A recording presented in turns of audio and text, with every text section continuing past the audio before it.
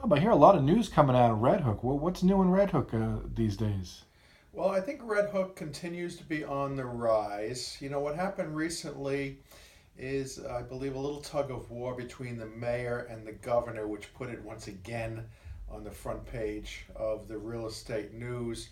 The mayor indicated that he wanted to have a trolley running along the Brooklyn and Queens waterfront, connecting Red Hook, which people got excited about because Red Hook is a community that's pretty much cut off except for a bus line that goes into it from public transportation, unlike a Williamsburg or a Bushwick that's along a subway line. Red Hook really has no subway line going into it. So, to continue the blood feud between Cuomo and De Blasio, Cuomo didn't want to be outdone by the announcement that there was going to be a trolley. So Cuomo came up with the idea, we're not going to do the trolley, we're actually going to do a subway into Red Hook, which of course caught everybody's attention. And not only are we going to do a subway, but we're going to renovate the waterfront, rejuvenate the waterfront, and make that a spectacular area, which honestly, geographically, it is a pretty spectacular area. But for the fact that Red Hook has about 200 years of history behind it, and back then waterfront was meant for commerce, so you have factories, warehouses, and a little bit of blight along the waterfront, unlike waterfront that we know today where you'd have a bike path, a walking path, condos, upscale hotels, five-star restaurants. Back then it was really a working waterfront, so a lot of those remnants still remain.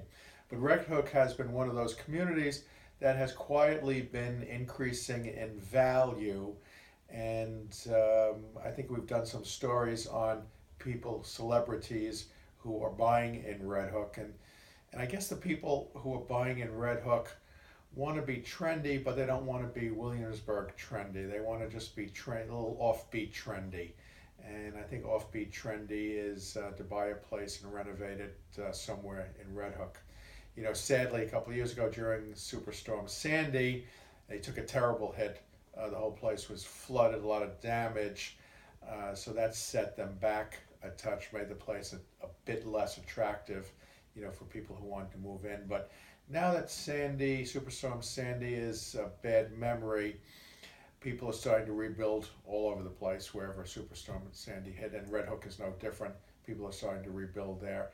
And developers have gone in, and while they haven't done the 50 or 60 or 70 story condo buildings yet, they are, taking empty lots and putting up their version of 2018 townhomes, basically straight front, flat front buildings, to kind of mimic the architecture down there. Of course, nothing can really mimic the architecture that's been around for 100 or 200 years, but these new kind of townhomes are mimicking that. And the thing that they're not mimicking is the price. The prices are going for 1.5 to 2.5 million dollars for these areas.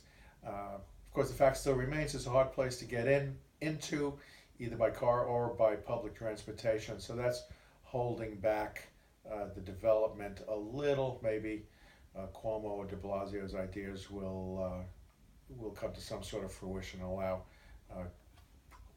better transportation in or out. Unfortunately, that may ruin the character of Red Hook, which is basically colonial, and the feeling in Red Hook sometimes on some blocks is you're going back 100 or 200 years in what New York City used to be like at the turn of the past century or the past century. So that's what's happening with Red Hook. Up and coming, great location. Transportation in and out is a little difficult, but still remains a little offbeat trendy, as I say.